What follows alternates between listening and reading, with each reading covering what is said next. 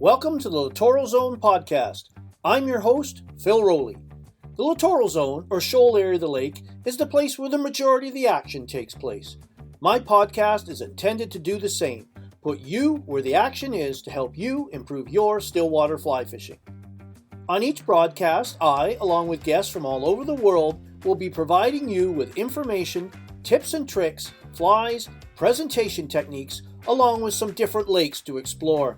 I hope you enjoy today's podcast.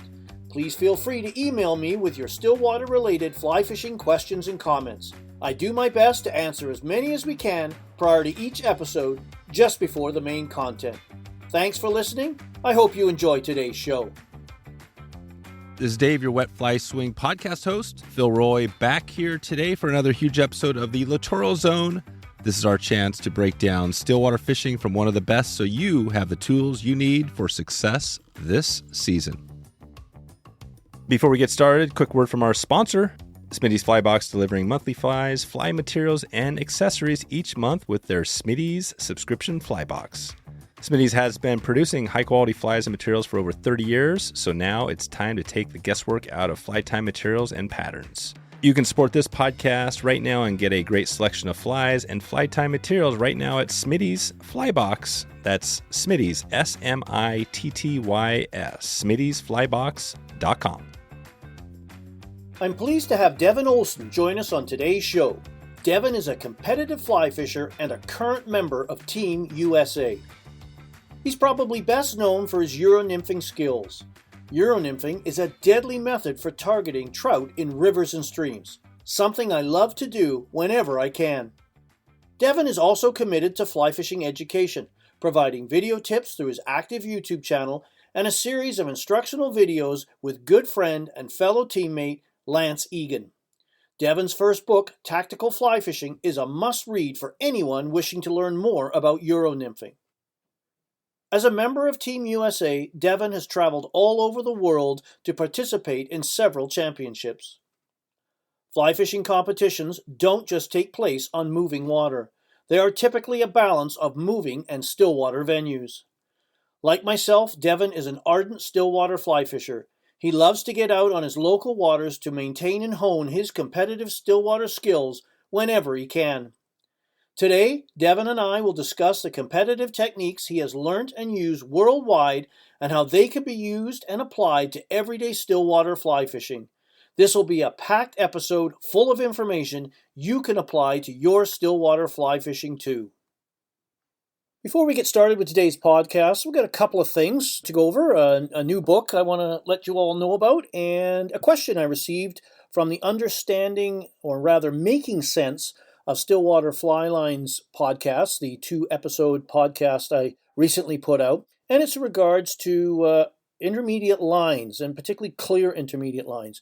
Scott McClellan is going fishing up in the Caribou region of British Columbia, and he's going to be fishing one of my favorite lakes, Sheridan Lake, and some of the great lakes around that area. Highway 24, better known in that region as the fishing highway, and Sheridan is crystal clear water. So he was asking about my thoughts on choosing some intermediate lines he'd like to get.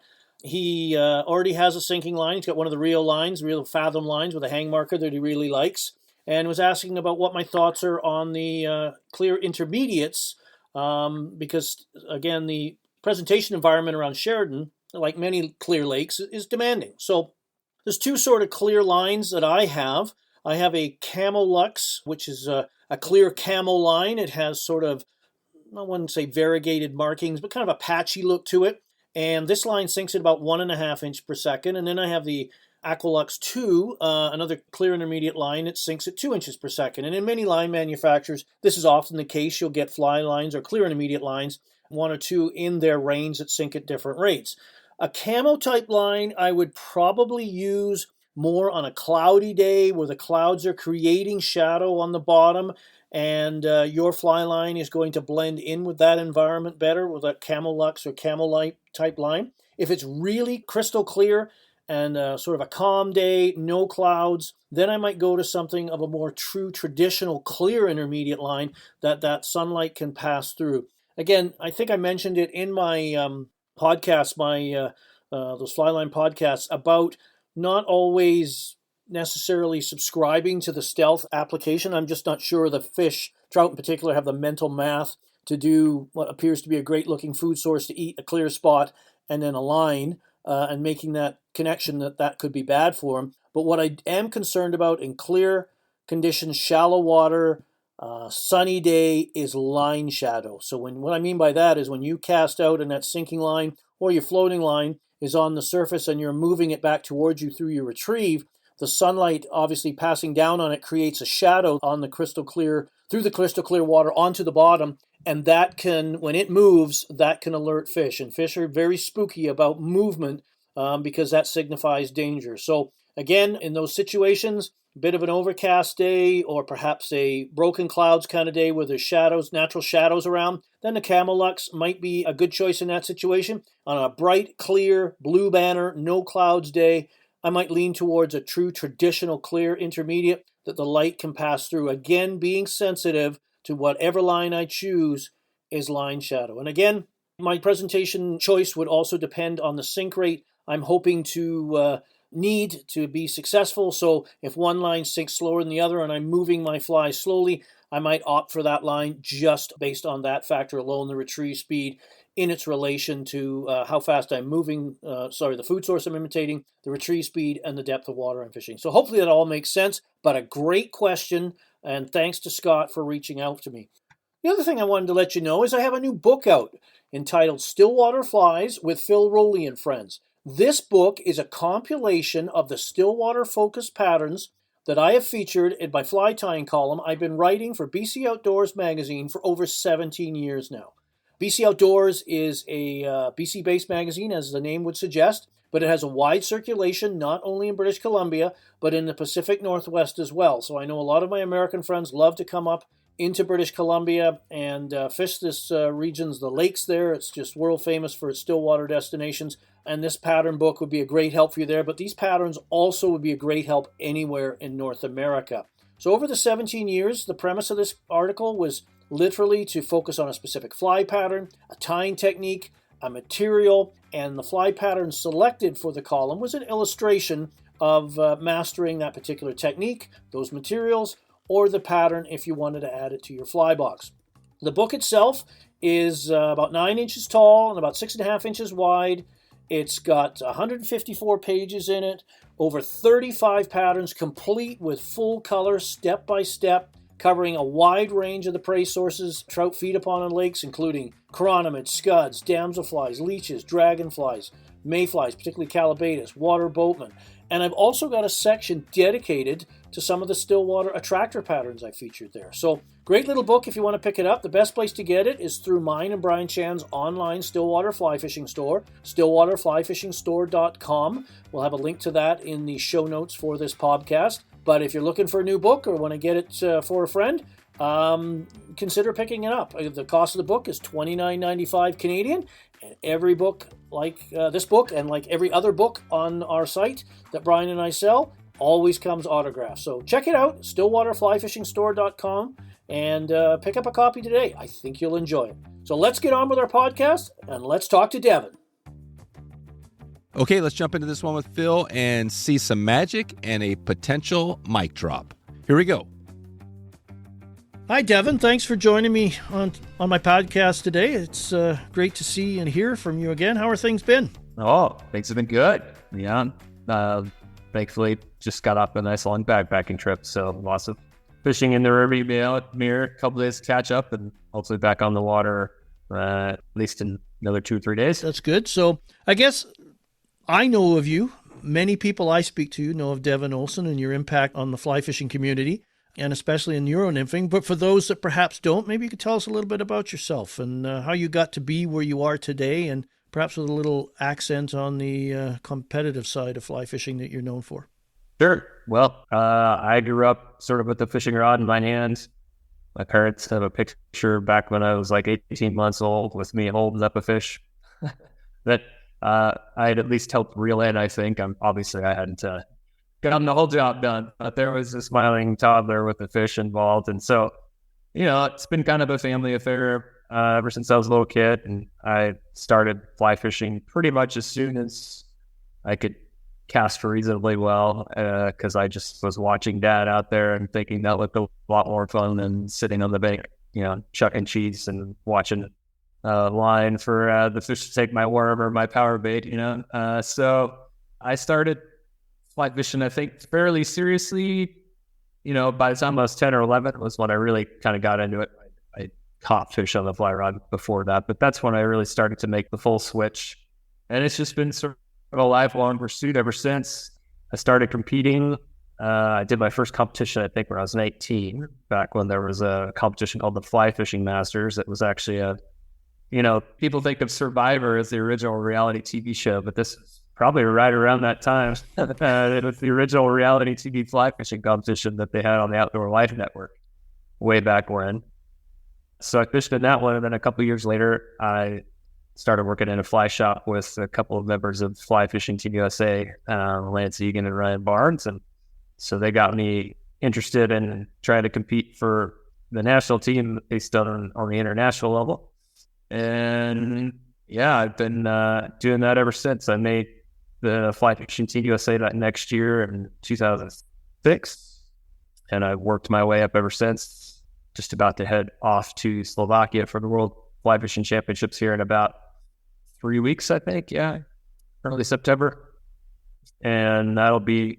I'd have to go back and count, but I think it's my 13th World Championship. Wow! So you've seen a fair bit of the world then, which is a benefit unto itself. They truly have, yeah, and really, in recent years, that was about the only way I had done most of my world travel was through those competitions. But I'm also a former fisheries biologist, so I spent a fair bit of time in that world. I was either in biology or as a biologist for about 7 years before I started an online fly shop called Tactical Fly Fisher. And so my day job is kind of running that, but also I spend a lot of time training on the water and keeping myself fit to make sure that I'm ready to go for competitions as well. Yeah, it's a side note. You do you're a very fit person. I know you do a lot of competitive cycling.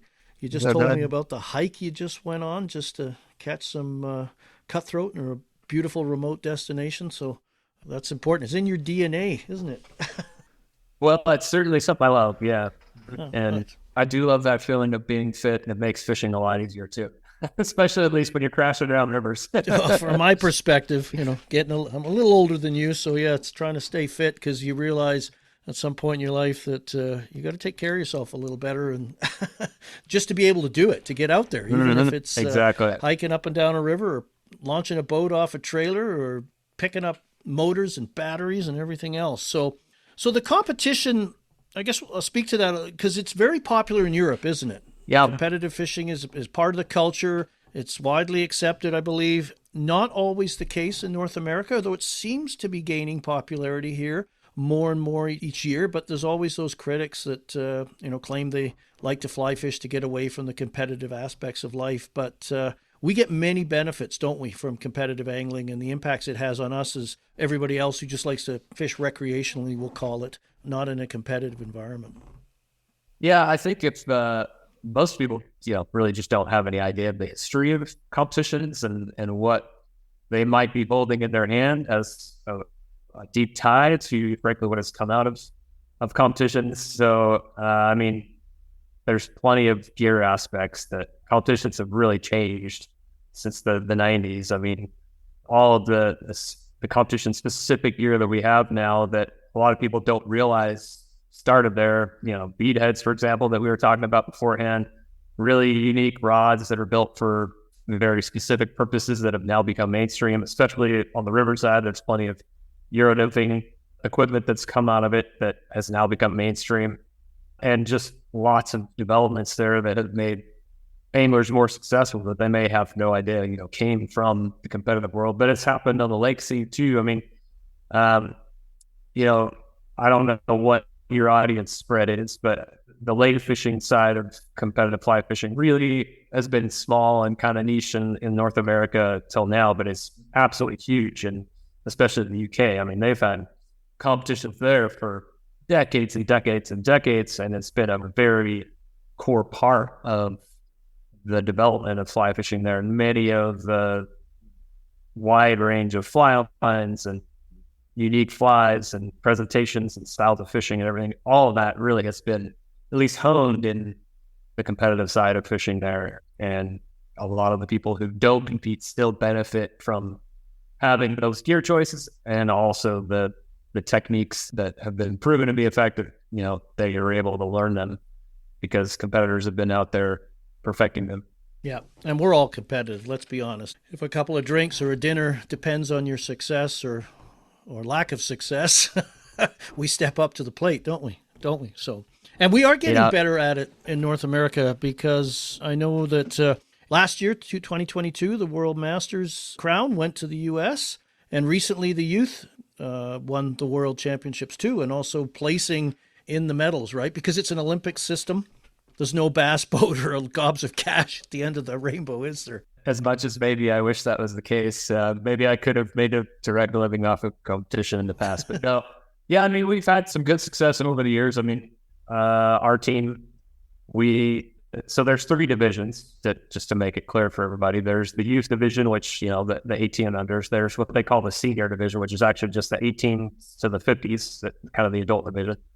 And then there's the master division, which is the 50s and older. So yeah, our team, this senior team, we have a long history, well, not a very long history, but a kind of a recent history since about 2014, 2015 of some pretty good success.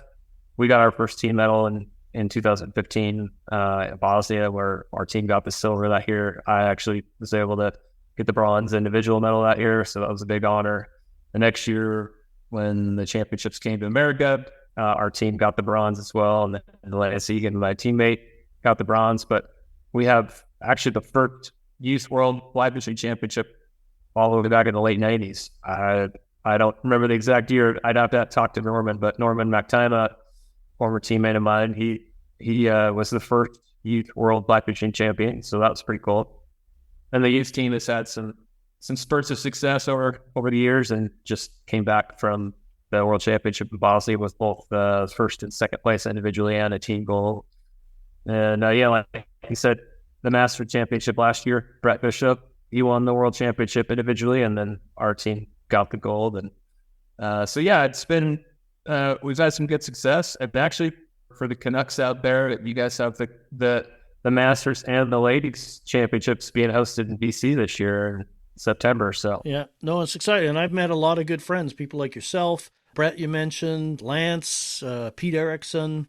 I met a lot of those guys years ago. Jack Dennis invited me down to Durango, Colorado. Were you there? I was there too. Oh, yeah, you can't. I can't remember. I was just overwhelmed by the location. It was a pretty tough place to wet a line. It was those private ponds and just spectacular setting and kind of luxurious accommodations. It was a lot of fun, and that's the other side, I think, to competitive fly fishing people don't think about, is the camaraderie and the friendships that develop not only amongst your teammates but amongst your fellow competitors. Yeah, I get, frankly, that's a big part of what keeps people going back. Many of my best friends that I have internationally, they all come from competition scene, and I have friends from all sorts of countries that I never would have had a chance to meet people from.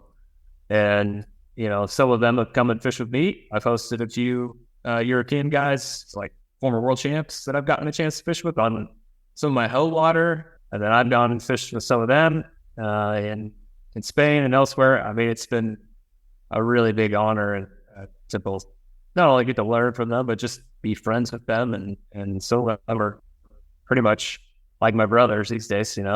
We still keep in touch almost weekly, and it's been a really rewarding part of it. And also your teammates too. I mean, a lot of my lifelong friends have come from the team, and more than just, fishing friends, but we're actually real friends. So again, my podcast is Stillwater focused, so people may be wondering where we're going with this, but obviously, as you know, in most competitions, both locally, regionally, nationally, internationally, there is a Stillwater component to those competitions. There's usually typically 1 or 2 lake venues mixed in with the river venues as well. So there's a lot to be learned on fly fishing lakes through competitions, right? And that's what I wanted to talk to you about today, about how you apply the techniques, the gear, the setups, your leaders, your fly choices, your presentation techniques, how you adapt those to sort of how the recreational angler can use those, because you, still being an active competitor, still fish in that competitive vein to keep your skills at the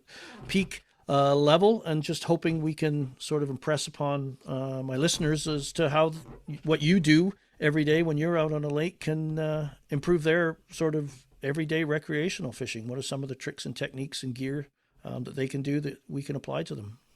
Yeah, so it's interesting. I grew up actually doing quite a bit of stillwater fishing. My dad and a lot of his friends, they were kind of float tube junkies. And so a lot of my early days learning to fly fish it was done on lakes. So I've loved, fly fishing lakes for a long time, but I very much grew up in what I would call the North American school, or back then it was more like the Denny Rickards school of fly fishing.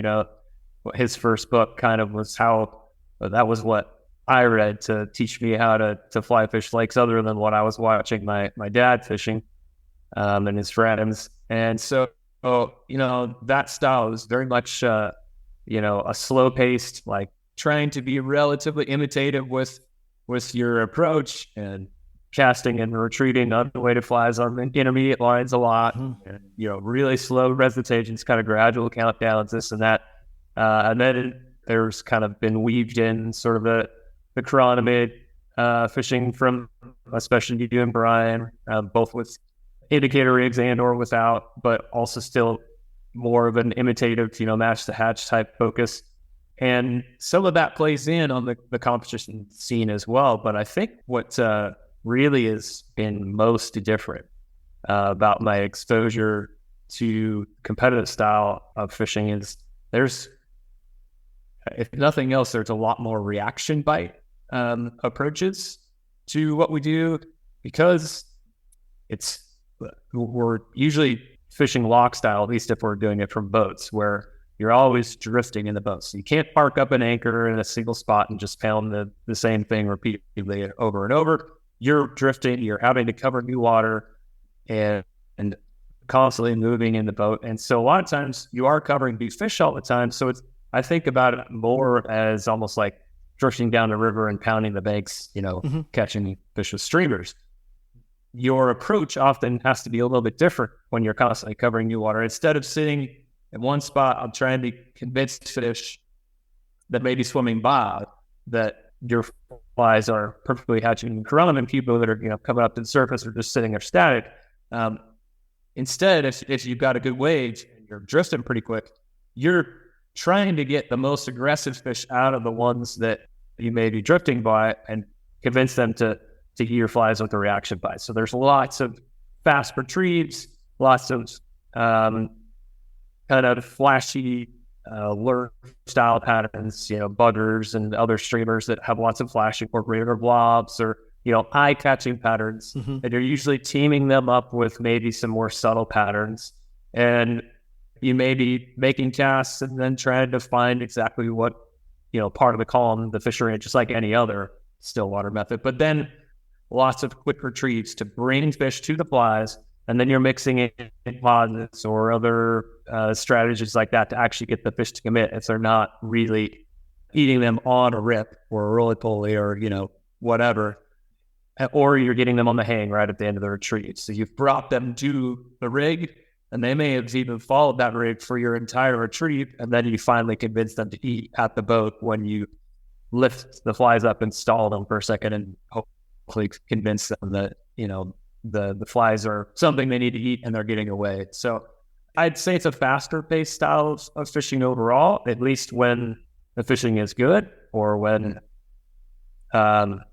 you're getting those fish that you're covering that haven't been hit real hard yet. But the interesting part is a lot of times that's how early sessions start, when the fish haven't pounded as much. But you'd be surprised if you get 15, almost 20 boats a lot of times at a world championship out fishing a relatively small lake. That might work for the first couple of sessions, but suddenly the reaction bite is no reaction after a while. Yeah, no, I remember that. I haven't had the competitive experience you have, but in 2007, I participated in the Canadian championships. And I always joke because we actually finished first and won the gold, and I retired on top kind of thing because there was nowhere else to go but down. But early in the, the reaction bite, the aggressive presentations tended to work best. And then and I remember one lake, crystal clear water, that made it challenging. And then I was on the last session and I think I got 2 fish. And I thought, geez, that's not as good as I hoped. But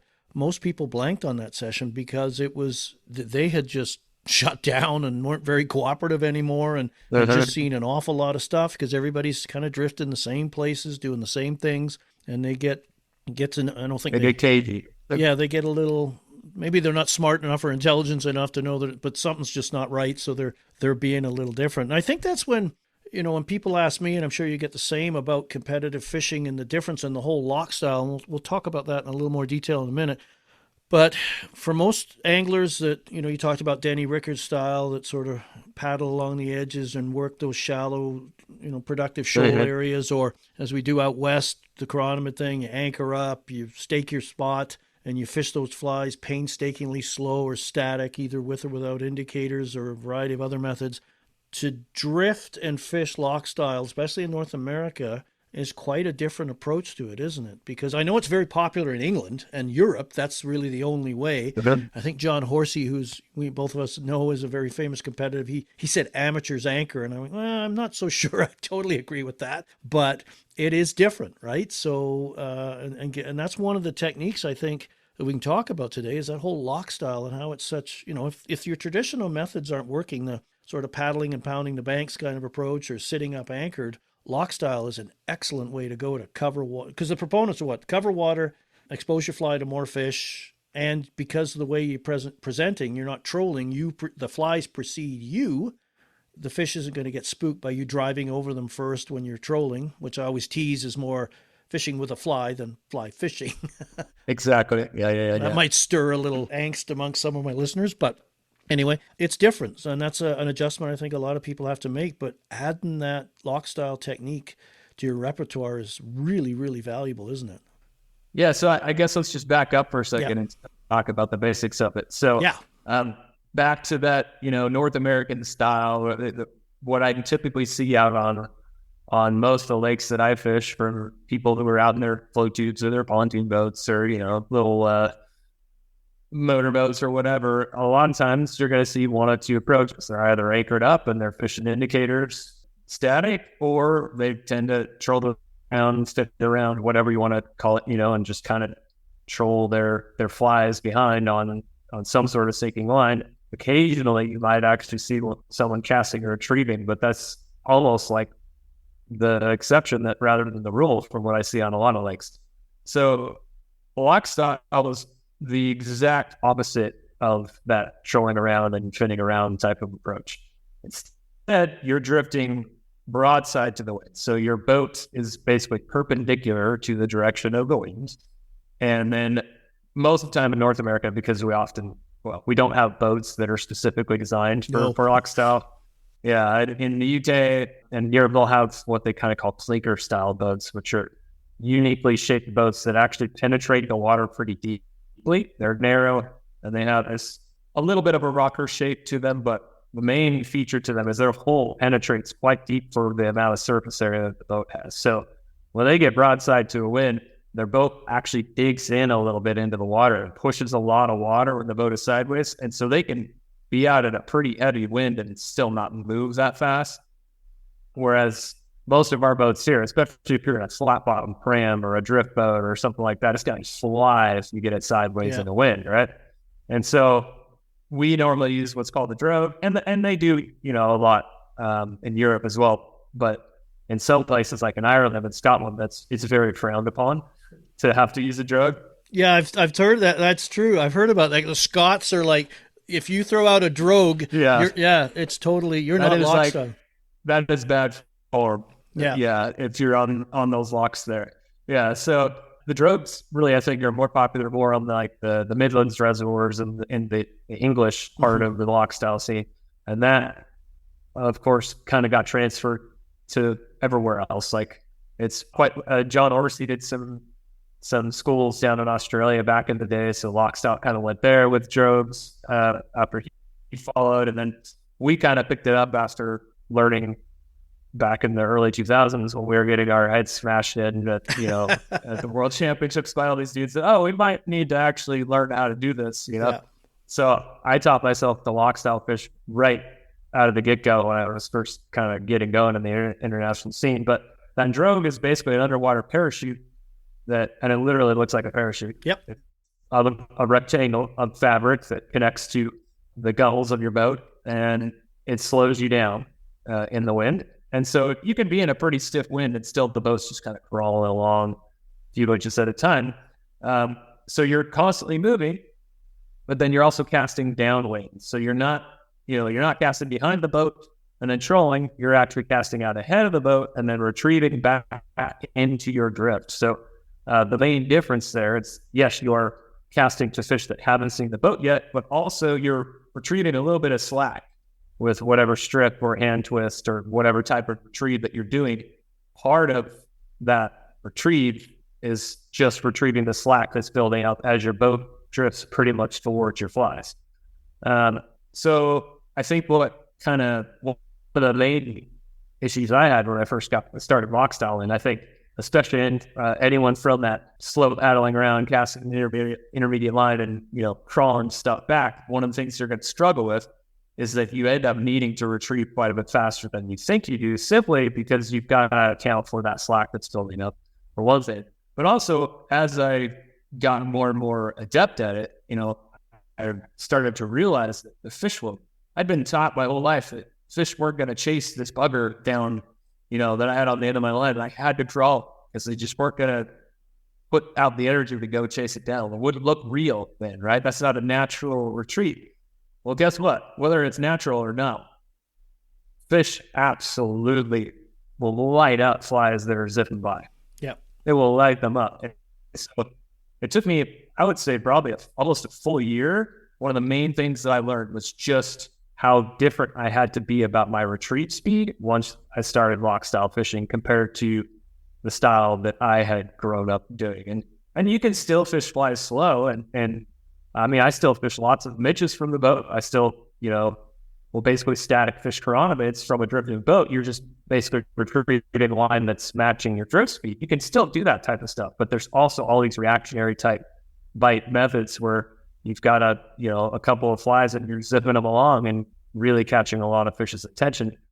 And so I think the benefits to loch-style is that, yes, you are fishing out ahead of the boat. You're not drifting over fish. So the fish that you're fishing who haven't seen the boat yet, they're not spooked. They're not alerted to your presence. Also, I think another big benefit to it is that, especially on large western lakes and reservoirs that we have a lot of, one of my favorite reservoirs that I grew up on, it's like a 17,000 acre reservoir. And there's a lot of ground to cover there. Yeah. And, if you're just going out and anchoring up all the time, you better know exactly where the pots of fish are, or else you might just be fishing empty water. Because there are plenty of times when the fish move around so much in those large reservoirs that if you're just fishing static all the time, okay, you might have made the right move, and you might have guessed right where the fish are at based on the conditions, and you might actually absolutely hammer fish if you're in one place and the fish are concentrated there. But there's plenty of times where they're either spread out or they're simply just not concentrated where you think they are. And you could literally be fishing empty water. And so many people think, oh, why did I have such a terrible day? I didn't catch any fish, or it's really slow. But it's just simply because you were parked up in a spot where the fish weren't. But loch-style fishing allows you to cover quite a bit more water. If you really do find a pile of fish, it's a little harder to stay, you're not anchoring up and pounding on them once you find that concentration. But a lot of times what I'll do as a result is, you throw a waypoint in the GPS on your finder and where that pod was, where you were, and when you drift out of them and you don't find another, group of fish like that in the next couple of shorter drifts that you do, then, you circle back around and you set up a drift to go over that again and see if that pod is still there. But so there's pros and cons to loch-style fishing. I think for me, the main benefit to it is I just find it a lot more engaging. Yep. I find it a lot more interesting because of that constant movement. There's something about wiring in my head where if I'm constantly covering new water, there's almost like always new hope. Like every canoe retreat might be showing it to some new fish that haven't seen it yet. Whereas if I'm anchored up, I get kind of antsy. Yeah. You know, and unless the fishing's hot, I get kind of bored sitting in the same spot. No, it's true. And I my style's a bit of a blend of both. Sometimes I'll use loch-style to find that pod of fish, and based on the situation I'm in, it may be better if they're concentrating as a hatch there. I might drop the hooks down and anchor up and fish that pod and for as long as they'll tolerate it, and then move on again. And then there's other times I do some schools in British Columbia at Corbett Lake. That's one of the competition lakes coming up. You mentioned earlier on about the Women's World and the Masters. They're going to be there. That lake is crystal clear, has some beautiful shoals. You can see the fish cruising around. And loch-style there is just a deadly approach because you would, basically anchor in one spot, and the fish in that environment soon become, they're just beyond your casting range. They seem to sense what your limits are and are just outside the door looking in. Whereas you loch-style, you can drift over them. You're quite stealthy because you're just, as long as you're not having a party in your boat and jumping up and down and making a lot of noise. And it's just a great way to, instead of covering, 40, 50, 60 feet of that shoal, you're covering the whole thing. The whole thing. From the drop off to, in that situation, to 1.5 feet of water. I've actually had my drogue kissing the bottom and grabbing onto the odd weed, and I've had to tug it free, and just to cover all that water. And it's just deadly. And I also find for beginning fly fishers or people new to lakes that aren't quite used to the distance casting as opposed to rivers and streams, they don't have to make long distance casts, because I always tell them, don't worry about it. You're going to get there, right? You make a 40, 50 foot cast, fish that one properly, and, not trying to exhaust themselves or just, destroying the water with overextending their abilities and crashing everything down. It's a very relaxing, fun way, and I enjoy the engagement of it, the moving of the fly. And as you said, those fish they're predators, and they'll chase. And they like to kill things. It's what they're wired to do. So it's a great method for that. So let's talk about the drogue for a second, because I think a lot of people,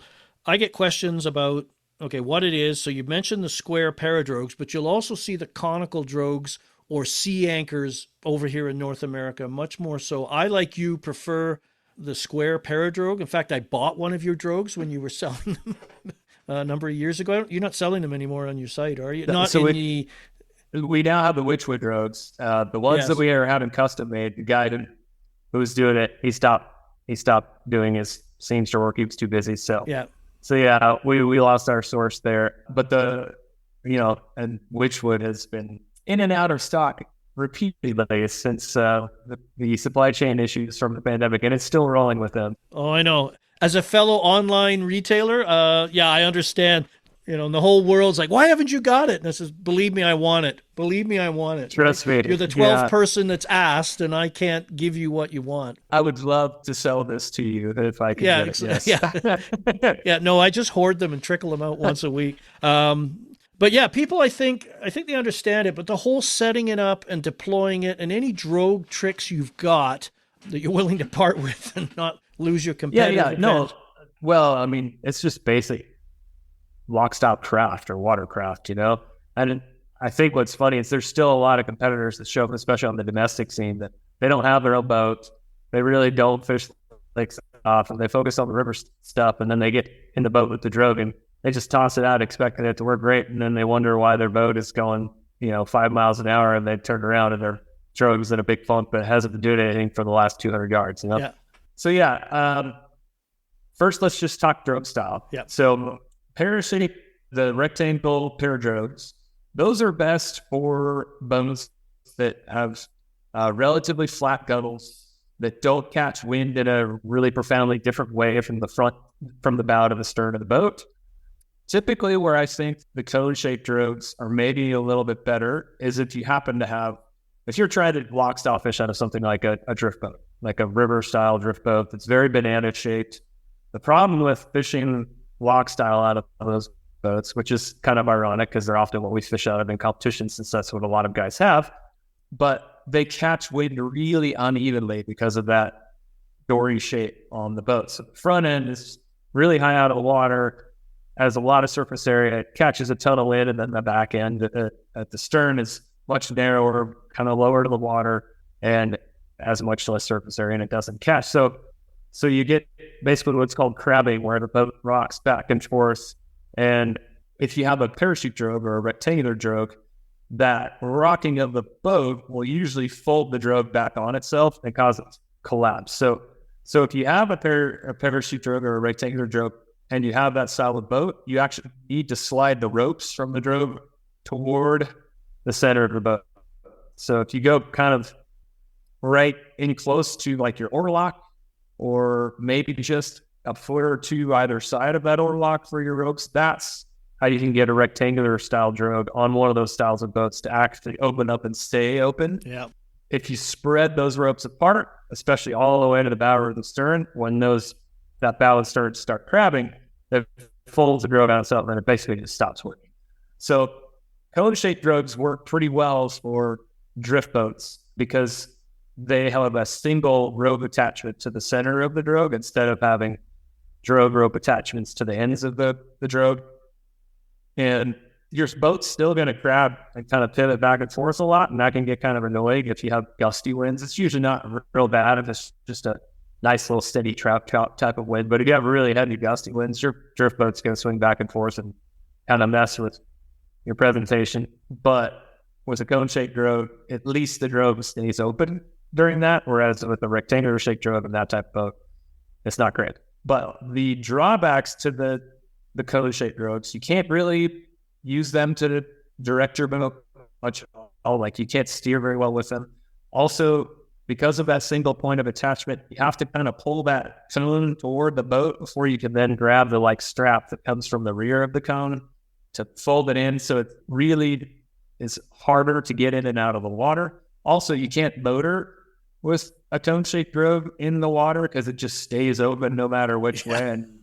And you're just motoring against the drogue at that point, and you'll quickly realize just how much water is being caught in that slowing down when your boat's going nowhere. Plus, it could be dangerous too in certain situations. Yeah, exactly. Because it really can. If you're out in a really big wind, like if you got a 30, 40 mile an hour wind and you're trying to pull a cone-shaped drogue in, there's waves crashing over the gull of the boat, you can get in trouble real quick. So I don't use the cone-shaped drogue most of the time. I do have a massive one, like the biggest one that's made, that I use specifically for days that are really windy, but I still need slow presentations. So actually, I know we were going to talk about my book a little bit, but in the book that I just finished the manuscript for lake fishing, there's one of my case studies where we were on a lake that is a really productive lake, has good strong hatches, and we were there on a good chironomid day. And in the morning,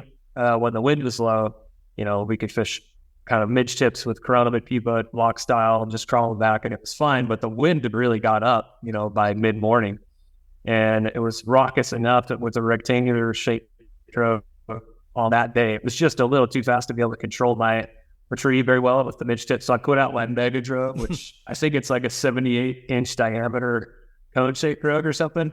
That thing will make my boat crawl on a 35 mile an hour wind. Yeah. I mean, it really catches a lot of water and slows you down. But I hate fishing it because it's kind of a pain in the butt to deal with. So I really only deploy it on the windiest of days when I still need a slow retrieve. Even if it's a really windy day and I could get away with more of a reaction bite, like if they're still willing to chase flies, then I still just stay with the paradrogue. And the bet, I guess, let me get to the paradrogue real quick, and then you can jump back in. Parachute drogues, like I said, it looks just like a parachute under the water. Like think of that parasailer in the sky, and that is that rectangular shaped parasail over their head. That's basically what you're putting under the water, and that's slowing your boat down. For most loch-style fishing, and for most boats, as long as you don't have a really uneven gull like that, the rectangular drogues work fine. I guess a couple of things that help when you're fishing those. Number one, if you have drogue clamps. So there's kind of ratchet clamps that you can buy. Wishwood actually sells them, but you can get them online. And we have the ratchet clamps in store. You can also get them online separately, but they're basically just little C clamps that have a ratchet. You can clamp to the gunnels on your boat so that you can anchor your rope wherever you want. You can move it along the gunnel. You don't just have to have a carabiner and clip it to the end. It's like a lot of the drogues come with, or a lot of people are used to. And so that's really important for a couple of reasons. Most boats will basically end up drifting sideways, or at an angle based on the wind. And you can move those clamps up and down the gunnel. And usually, if you slide them both to one side of the boat or the other, you can find a location where then it allows your boat to drift straight, regardless of the style of boat that you have. For my own boat, I've got like a 14-foot beagle that I do most of my loch-style fishing out of. And if I slide both those ropes toward the stern, so the front rope that's in between the center of the gunnel and the bow, it's probably closer. It's quite a bit closer to the center of that gunnel than it is to the bow. And then the back rope is probably only like 8 to 10 inches from the stern most of the time. And those are locations on my boat that I can get it to drift straight. But then you can also, if you want to steer your boat a little bit left or right, you can mess with those rope attachments so that you intentionally make the boat go off kilter just by a few degrees, and then you can kind of drift diagonally one way or another, especially if you're drifting a shoreline and trying to stay a certain distance off that shoreline. That can be helpful in that regard. And then besides that, I guess the basic just setting and retrieving the drogue with a parachute drogue.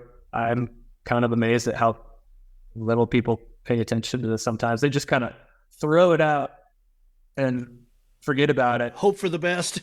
Hope for the best, yeah. So that you don't want to huck it, because in a wind, if you throw that drogue out in the air, well, guess what happens? The wind just folds it back up on itself. But yeah.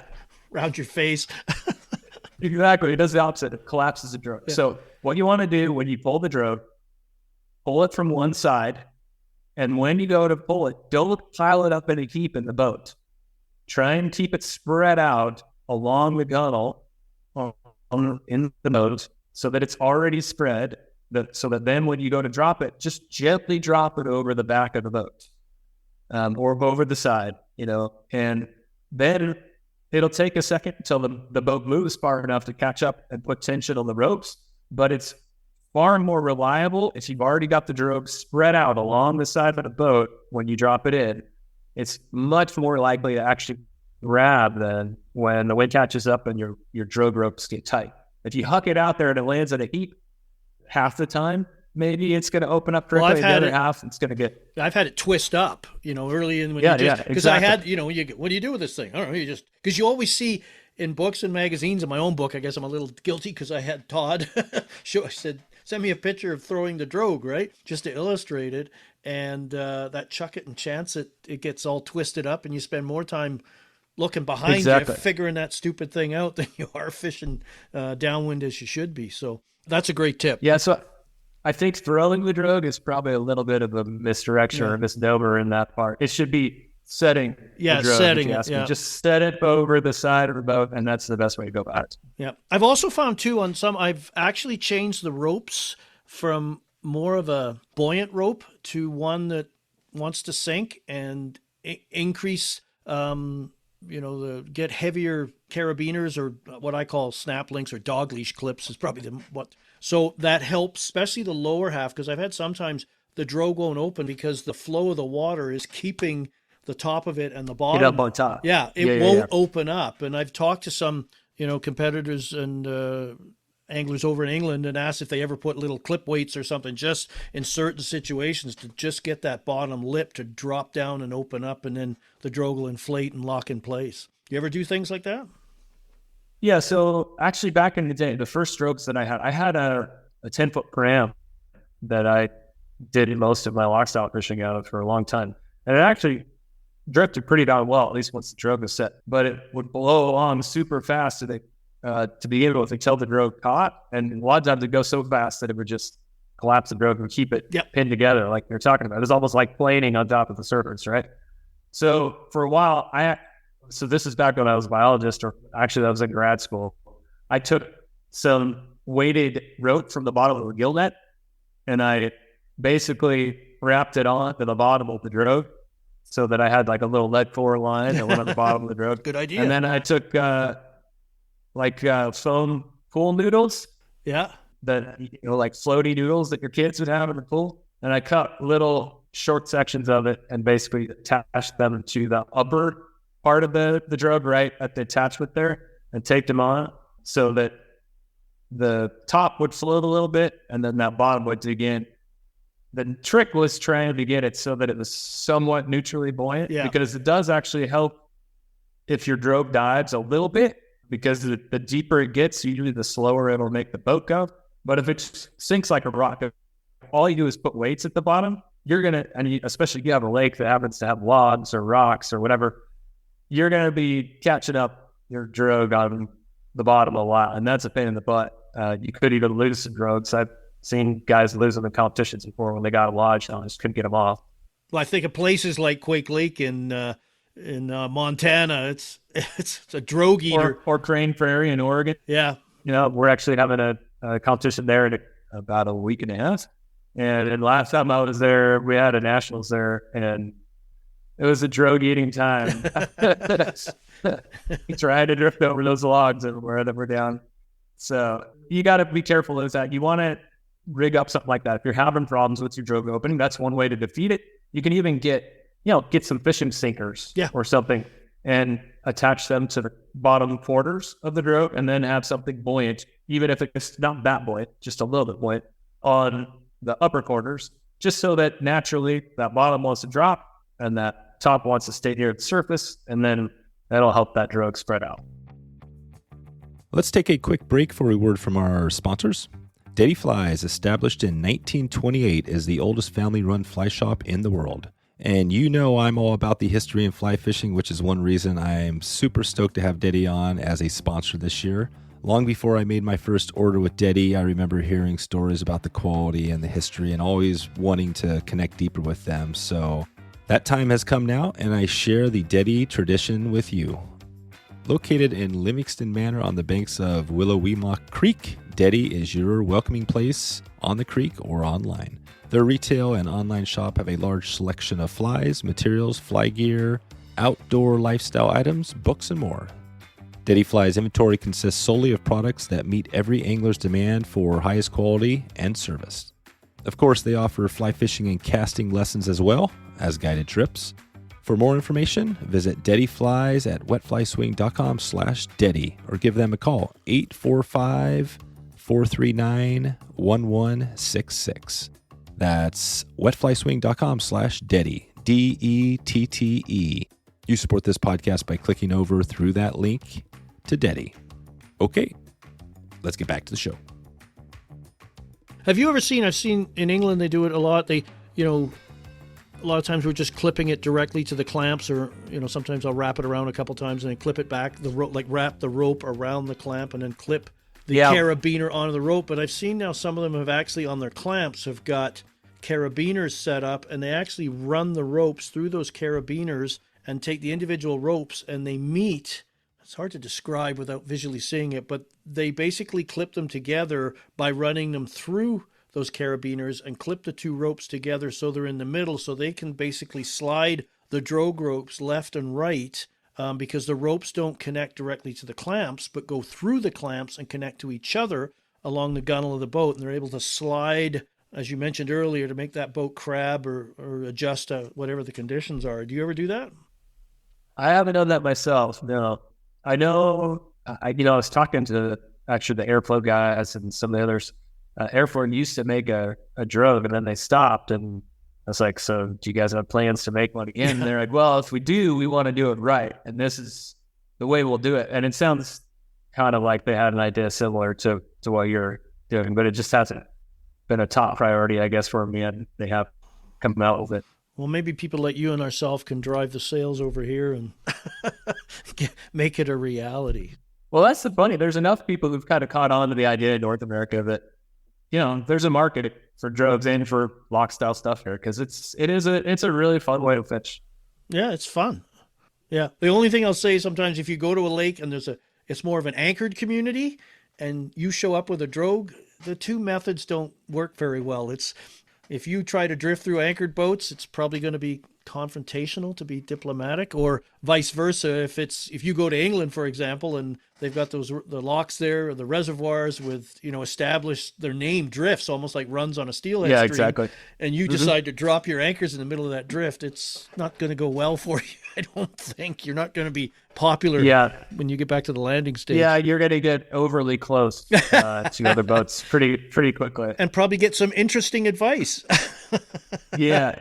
Well, I guess the good thing is that, there aren't that many lakes out there at this point that are maybe as crowded as you might find rivers, here in the Western United States. But if you have a lake where there's a lot of people posted up, especially in popular areas, and you're either going to want to drift the periphery of those areas or just find someplace else to fish. Because I guess that is one of the good parts, though, is that because you're loch-style fishing, you can cover a lot of water. You might find some hot spots that aren't necessarily locally known, that you can go have plenty of fun catching fish elsewhere on the Stillwater. Okay, so that's cool. Most of the time, I think that's probably the biggest thing. Again, is the difference with the loch-style as opposed to that sort of kick and paddle or mooching approach, if you will, and the anchored up and fishing in that manner. That's different. So let's talk a little bit about your gear choices, rods, lines. Any differences there, or any? I know as I carry, based on my competition and just following that scene, people like yourself, and particularly over in Europe, I carry a lot of fly lines, like over the top, maybe. I can't. Yeah. I always joke, only the paranoid survive, right? Because once you see somebody doing well with a particular line type or style, I want one, and I want it badly. Yeah. Sometimes I feel like I gave myself too many options. In my reel bag right now, I've got 24 or 25 lines in there. Yeah, I want to think on any given day, I got about 20 just for goofing around, and mostly I carry more because I need a gear bag for lines and a gear bag for gear, other gear. Yeah, so I mean, I have a lot of lines. Now, does that mean that you have to have that to go loch-style fishing? Absolutely not. I mean, one thing I will say is that it does help a lot to have a full spread of sinking lines, at least, all the way from top to bottom, from the intermediate or even a slow intermediate to a faster intermediate, all the way down to a type 7.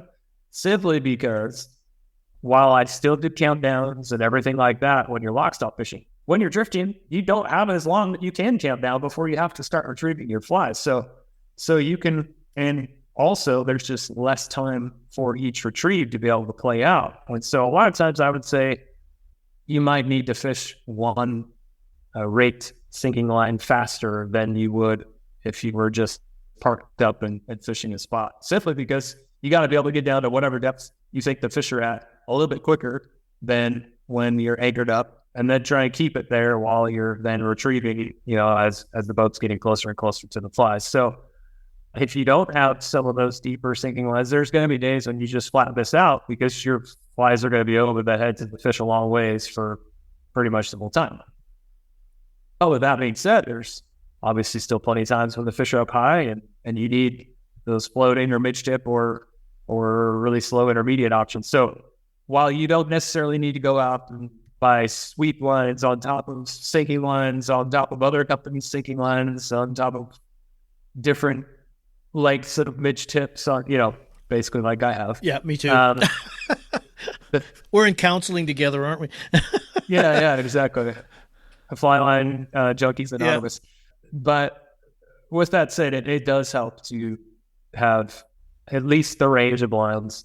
And that's what, I think that's where cassette reels kind of end up being pretty popular, just because at least then you're paying $20 for a plastic cassette for each fly line that it goes on instead of $200 for a, machined aluminum spool that's got to go on in addition to the fly line. So I would say kind of cassette reels end up ruling the day on the competition circuit, because also, like, if you get 20 aluminum spools in a bag, it gets pretty darn heavy. Yeah. Or for me, I just got off that backpacking trip. Yeah. My early days of backpacking, when I had everything on machined aluminum spools, that was like an extra, however many ounces of weight that I was adding to my backpack every year. And eventually I was like, I'm not doing this anymore, because I still like to have a good range of lines when I'm in the backcountry. So shedding some aluminum for plastic is a good way to cut back some weight. Yeah. So what about rods? So on the UK scene, I would say that 10-foot 7 weights are probably the main rod that you'll see. On the North American side, I think most of us, well, there's a good split. On our team, I would say maybe half of us are probably fishing 10-foot 6 weights most of the time. That's what I like. Whereas the other half are still fishing a 10-foot 7 weight. For me, the 10-foot 6 weight is kind of a nice sweet spot, at least from a competitive perspective, because often we still get on venues where the fish are pretty small. And if you have a super stiff 10-foot 7 weight that's just got no give in the tip, and those tiny little flippy fish, when you're sitting there retrieving them, trying to find them and get them into the net, the tip doesn't have enough cushion to kind of oscillate with those little head shakes from those little fish. And you do what we end up calling bouncing fish a lot. It's just like they're on a solid thing, and as that fish head that's it, eventually just throws the hook. Because we're also required to fish marbled hooks, which I think people should be doing anyway, from fish health and or aesthetic perspective. All those smiley fish that are missing maxillary bones out there would be missing a lot less of them if people were fishing marbled hooks.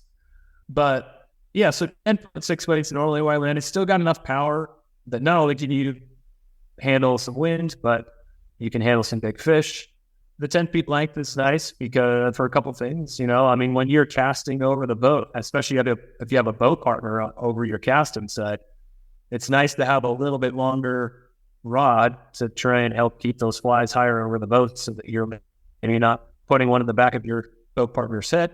And then also when the fish come up on the head, so that head is basically that part of the end of your retrieve where I should get into this in a second. It's a whole other topic. But basically, there's 4 parts of any retrieve.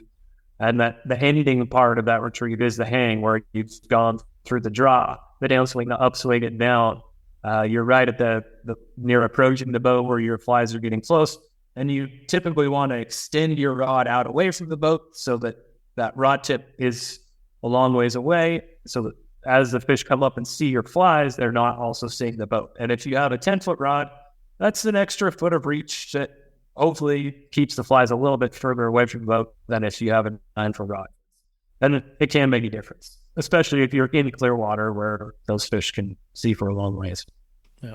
No, the hang, I tell people, you want to up your catch rate 20, even 30%, just fish the hang. So many people just pick up and cast and don't give that fish a chance, or they get tugged and miss it, or there's a swirl or a flash of whatever color, silver, brown if it's a brown trout or whatever, and they miss that fish. And, and I've let it hang. I remember one day on Henry's Lake, I let it sit for over 20 seconds and a fish came, right? So you're always playing around with how fast you raise up the rod and how long you let those flies sit, right? It's amazing how many how many fish you can coax to come up and have a look. It's quite exciting because you get to see it. Sometimes whether you're fishing a midge tip line or a longer kind of intermediate midge style tip line, there are days where I try and actually set up my presentation to be a perpetual hang. Yeah.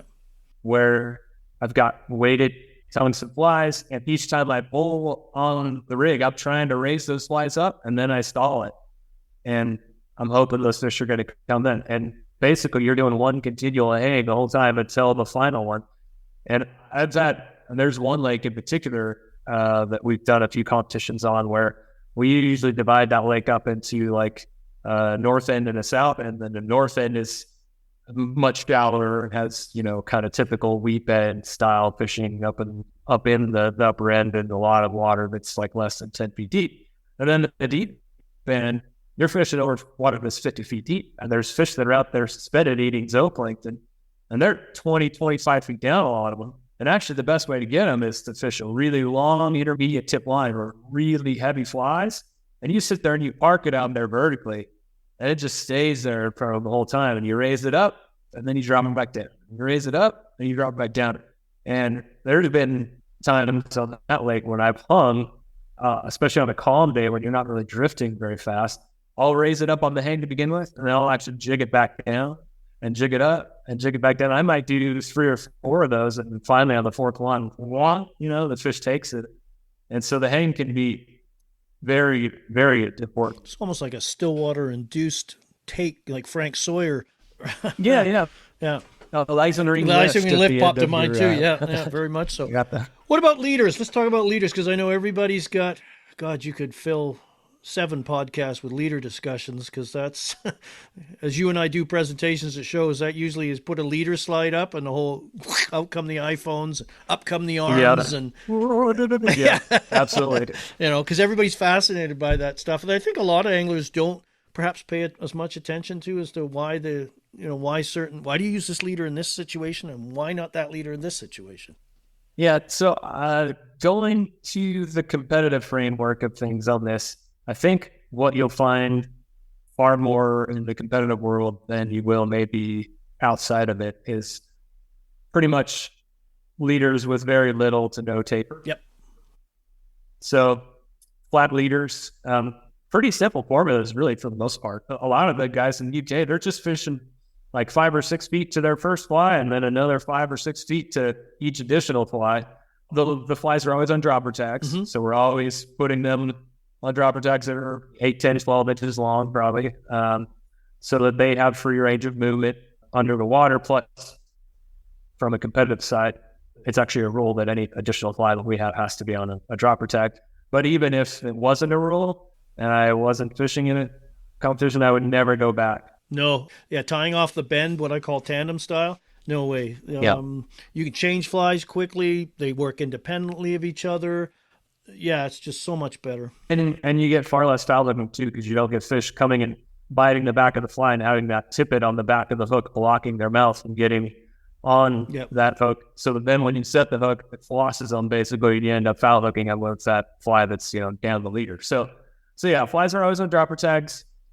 And then, pretty simple leader formulas. For me, I would say I kind of just do one thing that's a little bit different. I normally have probably a 3 to 3.5 maximum 4-foot section, usually about 3 or 3.5, of just some 10-pound test maximum alien at the bottom of my leader for kind of 2 reasons. Number one, it is, for how thin it is, it's markedly stiff. And so it does allow you just to get a little bit more energy transfer and help with turnover, especially on like a midge tip line where you've got that intermediate tip at the end of the line. That thing will crash on a cast if you just have a straight tippet only type of rig, like that. The intermediate tip on the end just wants to kick over and then it'll smack the water. And especially if you're fishing the rising fish or something, it can put them off. So I put a little bit of chameleon in there just to help continue that energy transfer down the leader a little bit so that the line tip doesn't crash like that. But also, if you have straight tippet, 2X, 3X, 4X, whatever you might be fishing, if you're repeatedly stripping that through those top guides all day long, especially when you go to land fish and it's under pressure, well, it's basically just like taking scissors to that ribbon that you're putting on a present and it ends up curling your tippet. And so you'll get the butt section of your leader, quote unquote, that's that straight tippet bit. It'll start to pigtail over time.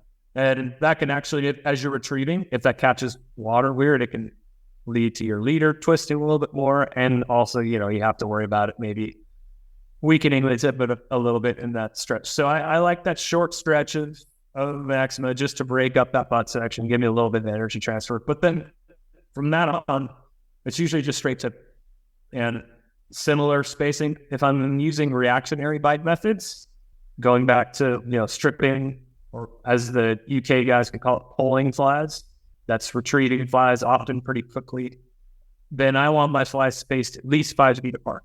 You want the flies to be fairly independent so that you want the fish to zone in on one fly, see that fly. If it doesn't like it and it turns away, then you've got another fly that's 5-6 feet behind that. As that passes, then there's another individual fly that it sees, and maybe one more if you got a 3-fly ring.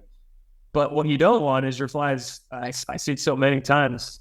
Flies, guys are fishing, they're 18 inches, 2 feet apart. Yeah. That's basically like you're fishing 2 flies in one. And the fish is probably going to get confused looking at it. It's like, well, which one do I watch? I don't know. By the time that rig has gone by, I don't think they work as well if you're spaced that close together. The one time when I do space my flies closer is when I'm fishing nits or crowlimids. Yeah. A lot of times I'll have my flies faced like 3 feet apart then instead of like 6, because I may want them all kind of in the lower part of the column, or I may want them all fairly high, but I can actually dial in sections of the column better with a nymph rig if my flies are a little bit closer together, and they're going to be usually hanging more vertically anyway. Yeah. And so I'm still slicing a pretty part of the column if I'm fishing my nymphs 3 feet apart. But also if I run into some shallow water and I've got my nymph rig and my flies are 6 feet apart, well, guess what? If you get fairly vertical with it, your top fly might be 10 feet higher than your bottom fly, and you can't fish very shallow unless you then go to a washing line or something, you know? Yeah, and I know when we fish indicators, we tend to fish our flies compressed because they hang more vertically, particularly in that situation where chironomid fishing, where they're typically feeding within a couple, 3 feet of the bottom. That's where they're going to be. You need to get your flies in that zone and keep them there. And the only other time I'll fish mine close together is if I've got fish actively crashing bait fish, balling them up, smashing them, and the schools try to reform. And it's kind of I don't know if you ever heard the Alabama rig, in bass fishing, all they the, use like the hooks in one location. Yeah, an umbrella rig, I think they call them. Yeah, trying to simulate a school of small bait fish trying to reform, because the bigger the school, the more protection they have. So that's about the only time is when they're busting, and I want to simulate maybe 2. And like you, they're not 12 inches apart; they may be 2 or 3 feet apart. But most times they're spaced out for just about any other application. You mentioned 2 things. We'll talk about the washing line in a second because I love that. But the 4 parts of a retrieve. So you mentioned the hang, but I think listeners would probably go, okay, what's the other 3? Yeah. So I kind of break it down into 4 parts, like I said. The first part is just the drop. So you've made your cast.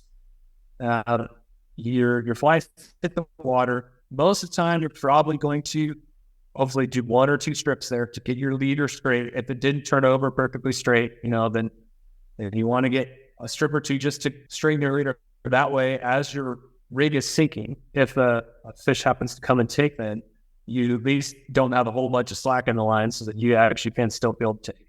But that's the drop. And that could be anywhere from you're not waiting at all and you're retrieving right away, especially if you're trying to keep your flies higher, or you might, fish that drop 5, 10, 15, whatever, that also turns into a countdown, right? So for those of you who fish the countdown method and you're trying to get your flies to a certain place, then the drop is basically the countdown. And the length of time that you vary it is how much drop you're going to get there.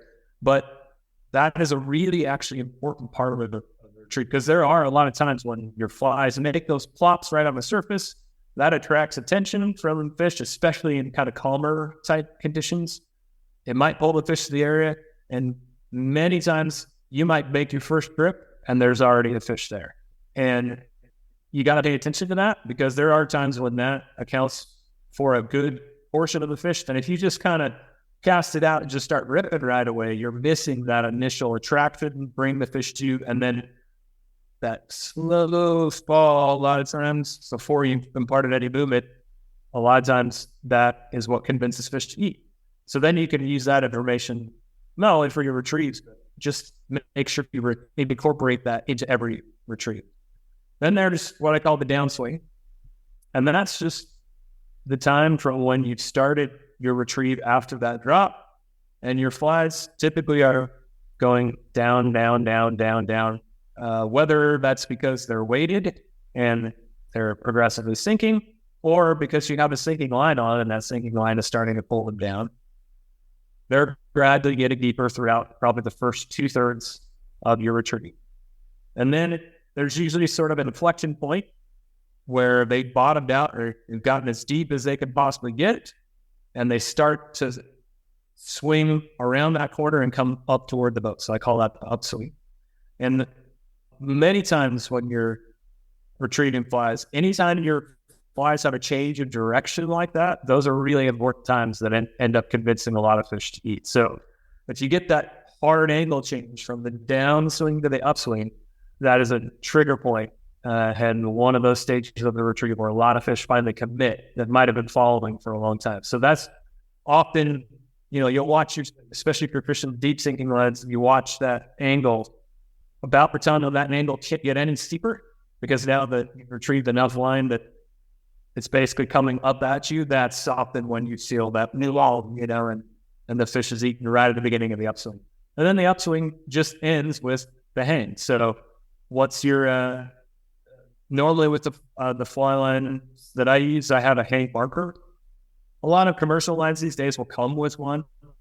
Many of those commercial hang markers to me aren't that helpful.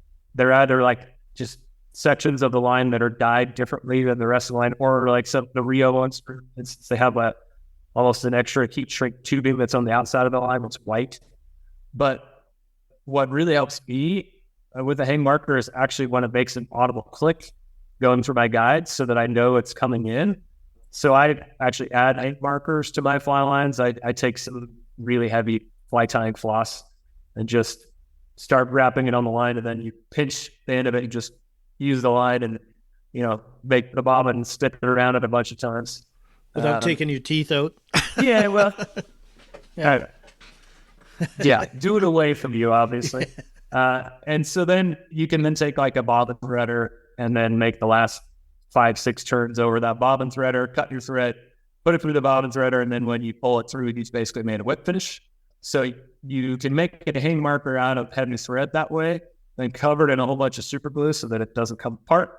But you want to raise it a long ways up off the fly line. So you want like 2, almost 3 times the diameter of the fly line to be in thread at that point, for me anyway. So that then when it hits those first couple of guides, you actually get a little bump, a little click as you strip it in that tells you, oh, the hang marker's getting close to my hands. I better be prepared. And then when the hang marker gets to my hand, or I see it coming out of that stripping guide, then I can extend that rod and really start to gradually lift that tip up, pull those flies up toward the hang. And, sometimes the fish don't follow your flies very far up on the hang. They might just commit right at the beginning, and you never find them getting higher.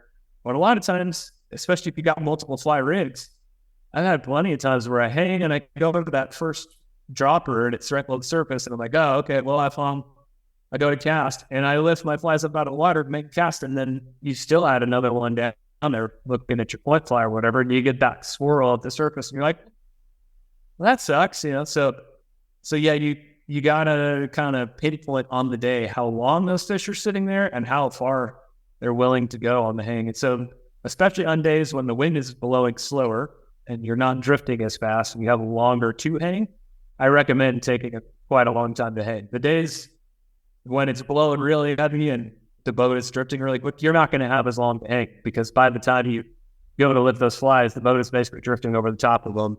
And, you've got to be casting because the fish are gone by that point anyway. So, if the boat's all over the top of them. So also on those days, you want to hang further away from the boat. So you might start that hang when the hang marker is maybe midway through your rod and really extend out there and, make your last few strips with your rod out away from the boat to try and bring the flies up a ways out so that you're not drifting on top of them right away. But to me, those are the 4 kind of phases of the retrieve. Each one of them, is important and can produce fish, but learning to recognize each of those transitions, a lot of times the transition is when the fish ends up taking between each of those 4 phases. So you've got to be ready at those transition points to be able to set a hook. I think a lot of people get kind of surprised, especially on those last 2, on the upswing and the hang.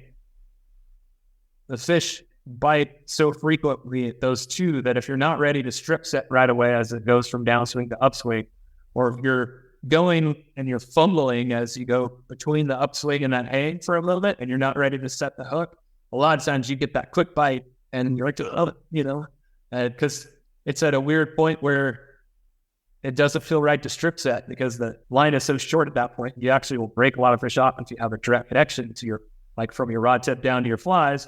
But at the same time, if you set the hook super hard on something like that and you weren't ready, then you're in the mess where you pull the flies way out of the water and you've lost your chance to maybe get a second grab on the hang. So yeah, you kind of want to just be careful and make sure that you are ready at each of those transition points, because that's when a lot of your takes are probably going to come.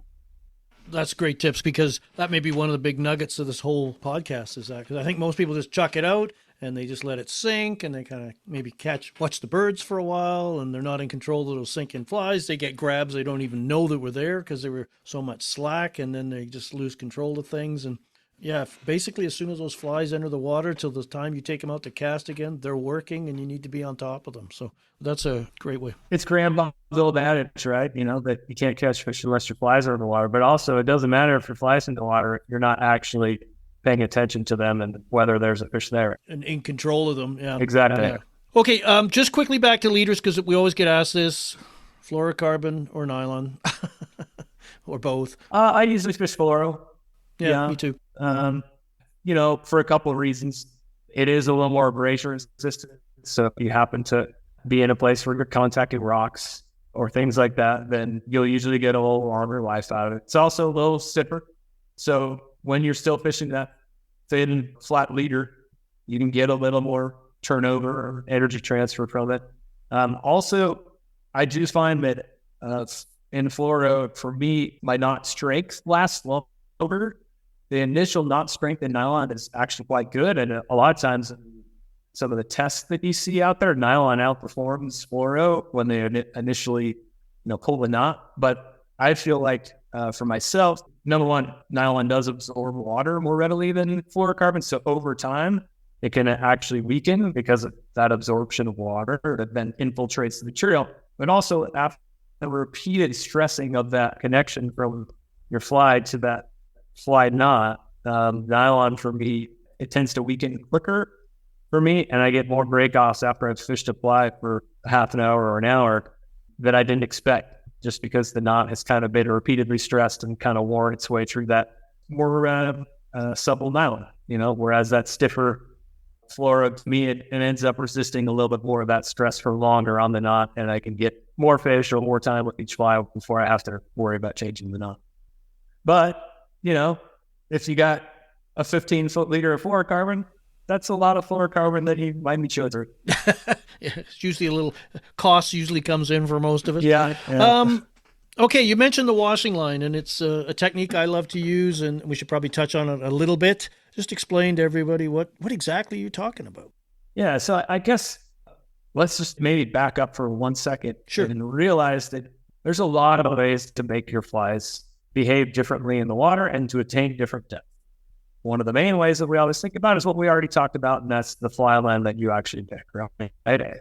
Whether that fly line is a floating or a midge tip, which just has the end of it that sinks, or maybe a longer sink tip that's still intermediate, or it might be a sinking line and has varying rates of sink, right? So those are all ways that a fly line can then deliver your flies to different parts of the water.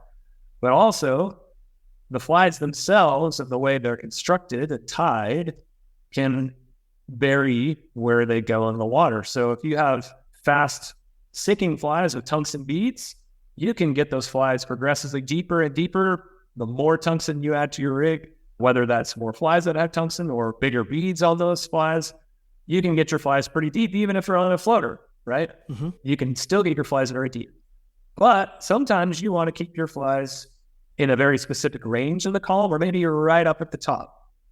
And one of the ways you can do that is with what's called the washing line. So there are a lot of people out there with clotheslines in a lot of the world these days. But if you go to certain areas where the conditions are wet, you still do see a lot of people that dry their clothes the old-fashioned way, out on a clothesline or a washing line. And so what do you see with the washing line? You see basically a line that the clothes are clipped to, and then this banana shape, this arc shape in the middle. So when you fish a washing line, that's basically what you're trying to do with your rig. So one side is the fly line, your leader's in the middle, and it's drooping in that banana shape. And the other side is a floating fly or a blade fly. And you can put unweighted flies in the middle. You can put still weighted flies if you want in the middle. You can do a buoyant fly on both sides to really keep your rig higher. Or if you happen to be fishing that rig on a sinking line, you can fish it from the bank if you're bank fishing. Have two floating flies and an unweighted fly in the middle, and then you're less likely to have your flies come in contact with the bottom, as you're retrieving. But a washing line is that effect where you have a floating fly on the end, and then you have another fly or flies or droppers in the middle, and then your fly line on the other side. So it can be used for lots of things. I think one of the ways that it was used originally is you get a lot of times when fish are rising and they might be taking flies during the hatch, but a lot of times they're taking pupa that are right below the surface. And they try as you may, you can fish all the dry fly patterns that are sitting on top or even in the film of the world, and they still don't really seem to like your rig or your fly. So one of the ways you can combat that is to put a buoyant fly out on the end that floats right at the surface film. And then you can put nymphs or chironomid pupa on droppers that are kind of unweighted. Then you might have a floating line. And so basically your ends of that washing line are right up at the surface, and the chironomid pupa are just within 6 inches to a foot, maybe 1.5 feet below the surface. So a lot of those fish that are cruising along right at the surface, taking those pupa now are at their level. It's not below them. It's not up floating on top. It's in that narrow range, in or just below the surface, where they're going to see those pupa and be willing to come along and take them. And so it's a great way to park your flies shallow, but still get good grabs. I find a lot of times, a lot of people, especially in the States or in Canada, or you might fish a dry dropper to try and do that same thing on a really short dropper, but the actual take to landing ratio on dry dropper rigs, I find, is actually pretty poor when that fly is hanging below that dry fly and it's kind of relatively tethered and tight to it. They come along and they take that dropper and they sort of feel the weight of that dry fly, and they end up spitting out that fly really before you set the hook and you get connected. But with a washing line, there's just like a little bit more slack that they have to work with, where they can get their mouth open for that nymph and actually, get it in and you get tight to them before you set the hook, and your conversion rates are really high with that rig. Yeah, I love fishing it. I had a situation in Idaho last year where fish were up on the surface, like you described, feeding on the odd adult, but mostly the pupa below the surface, and they were scattered. Casting to the rises would have driven you crazy.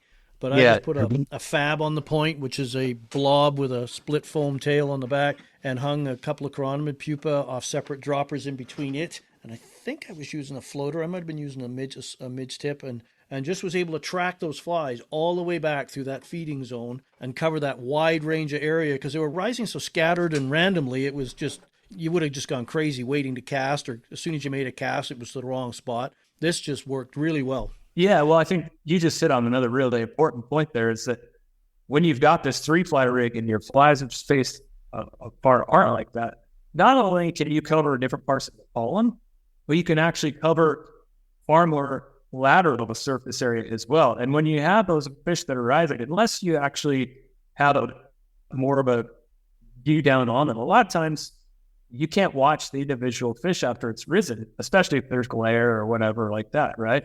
And so you might see it rise and it might go head to tail on, and you think it's going that way, but then I can't tell you how many times I've seen a fish do it about face underwater when I actually have been able to watch them, and you had no idea. And if you just park a single dry fly or even two dry flies out there, you're not covering as much lateral part of the Stillwater as well. So just by having more flies out there and having them spread far apart on the washing line rig, you give yourself more opportunity for a fish to actually just simply see your fly and come across it and then be well eaten. Okay.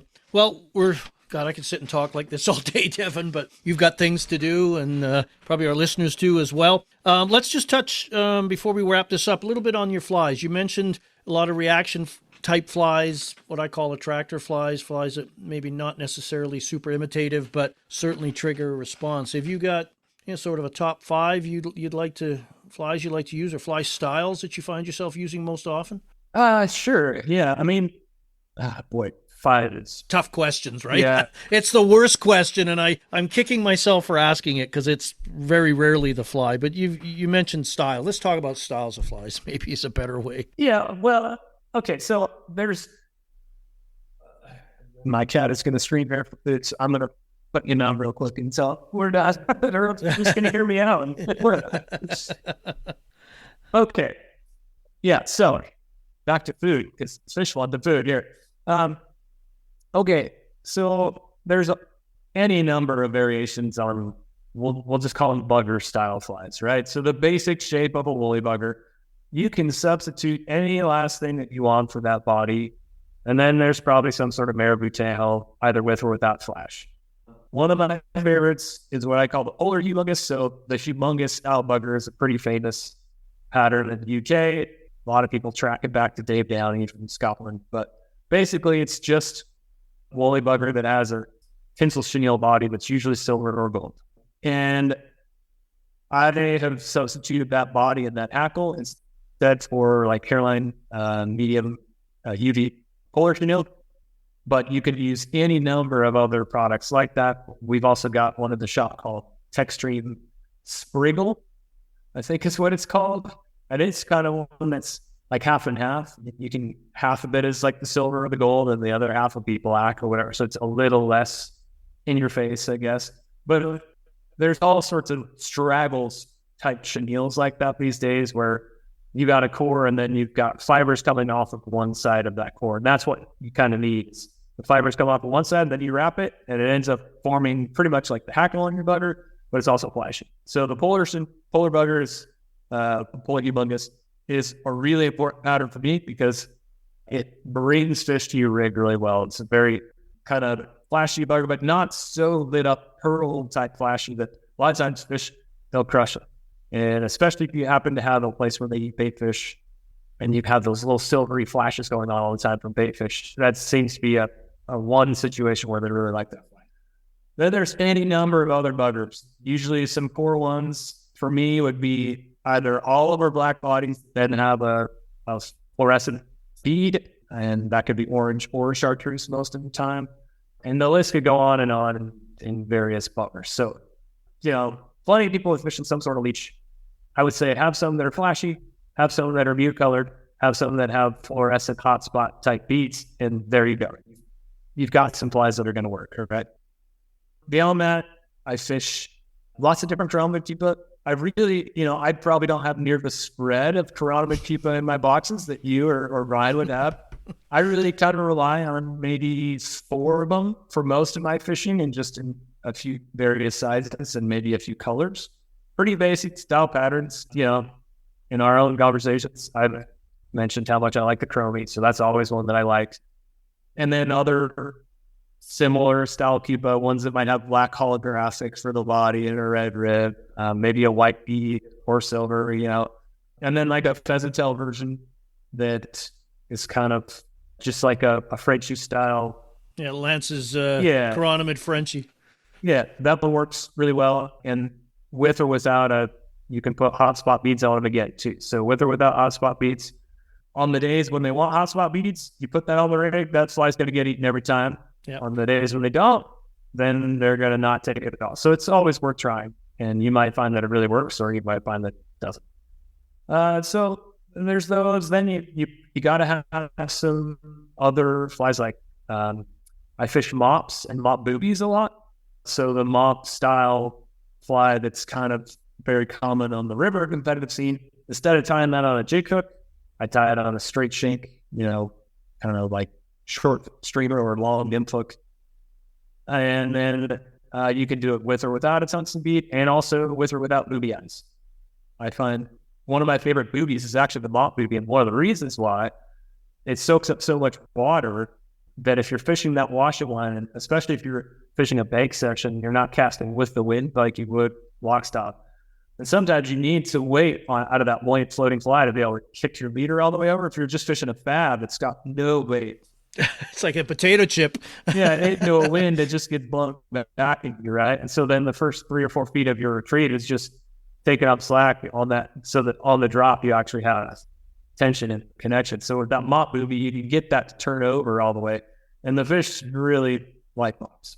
I don't know why. I'll never be able to tell you why. I also don't know why they like blobs, but they do. So you should probably have some. And so blobs are another one. Once again, you can go look at the different colors of blob chenille that are out there these days, and you will find any number of blob chenilles. It's overwhelming, isn't it? It's overwhelming. But for me, a few basic pinks, oranges, maybe a biscuit or a coral, and then I usually like some two-tone pink and yellow, or pink and chartreuse, and orange and yellow, orange and chartreuse.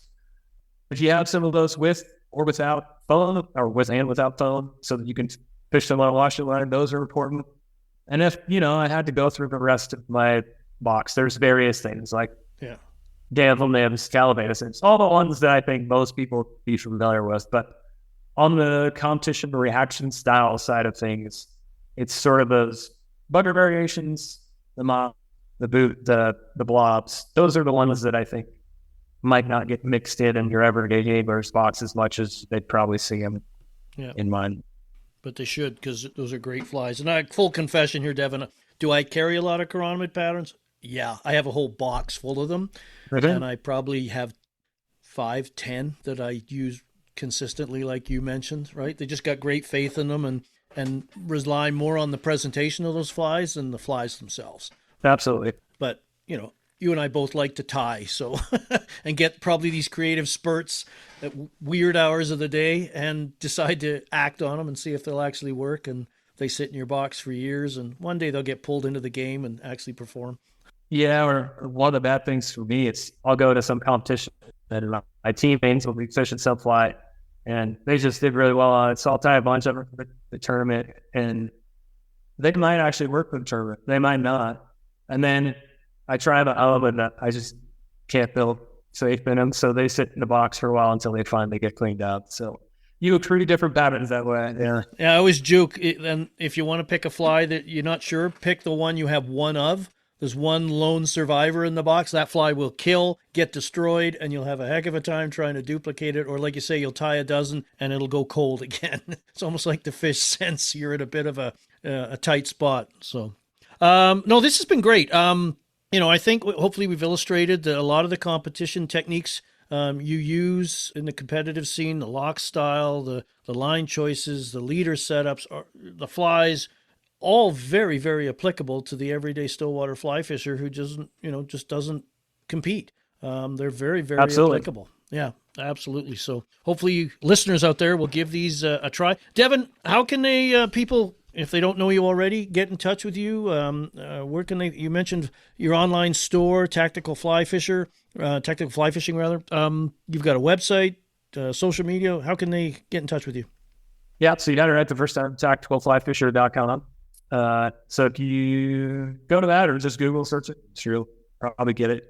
And you go to the bottom of that site, there's both the phone number and an email listed there. I probably answer more emails than I take calls. It's usually my shop manager that takes the call. So if you want to get me directly, the email is probably the best way to go. And then, I'm on Instagram, the Tactical Fly Fisher as well. So folks can see that and a lot of sort of recent highlights from outings there. Yeah. And of course, don't forget your YouTube channel, because you've got some great Stillwater content in addition to probably the river and stream stuff you're probably more recognized for. Yeah, unfortunately there aren't as many Stillwater viewers out there as there are river viewers, at least from my channel. But I would love to see that change, because it would inspire me to do more lake videos, since I've done a few of them, but they often get lower views. Well, maybe you and I should do some collaborative stuff. Maybe part 1 on your channel, part 2 on mine, or something like that. So we should talk about that in the future. And your new book, you mentioned it. You touched on it a little bit. I'm always glad to see more Stillwater content in any way, shape, or form out there, because it's always good to hear a different voice on the same topic. When can we expect that? What's that going to look like? I wish I had a good answer for you on that. So it's been turned in. I was waiting for final revisions and illustrations to get back. So hopefully sometime next year it'll be out. What's the title? The funny part, I handed it in about a month ago to editor, to Jay, and I actually don't remember what the title is. I haven't looked at it since. So it's similar to my book, my river book title. So it's something like Stillwater fishing, competitive angles for everyday fly fishing, something like that. I can't actually remember. Perfect. We sort of kicked off the launch of your book here today. That's great. Yeah, it's a similar vein of thought as to what you wanted. And basically for most people that don't know, my fisheries grad school research was done on Stillwater. So I have a bit of a limnology background. And so I take people through a fair bit of actual, Stillwater science, kind of like you did at the beginning of your book early on. set up the things that will help them learn how to read a still water, since that's often one of the biggest challenges. And then I kind of take you straight into the fishing and talk about methods that we talked about today, all the rigs and everything else. And then the last couple chapters are case studies of me going out and actually fishing days on the water and explaining from beginning to end what I saw, what I did, what worked, what didn't. And then, hopefully that helps. Well, good. I'll be definitely picking up a copy to add to my library, because I'm glad you touched on the limnology, because that's such an important part of, where fish are and why in any given point in the day or the season. So, and I think a lot of fly fishers just don't really pay the attention to that they should, because they end up fishing water that is just at the certain times of the year is just not the right choice. So exactly. That's why we love them. All right, Devin. Well, I want to thank you once again. We'll have a lot of what you talked about today, your contact information in the show notes. Probably I'll steal a couple of those fly recipes off you, maybe beg for a picture as to what they look like. It doesn't have to be award-winning, and we can get there and do anything we can to help promote you. Well, the nice part is, because I just wrote the book, I have to take photos of all the flies, so that's easy.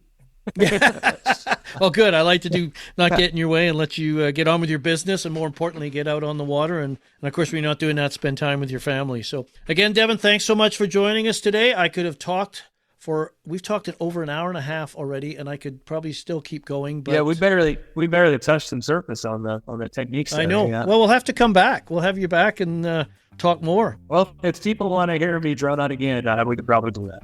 Oh yeah. Okay. All right, Devin, thanks so much, and all the best. Thanks again for helping out. All right. Thanks, Scott. I want to thank Devin for taking the time to join me today. Hopefully I didn't make him too late for picking up his kids from school. As you heard, Devin has a wealth of fly fishing information, particularly when it comes to stillwater fly fishing. Please make a point of dropping by his Tactical Fly Fisher online store and keep an eye out for his new Stillwater book as soon as it becomes available. I'm looking forward to picking up my own copy. Please check out the show notes for links to Devin's store and website, along with his YouTube channel.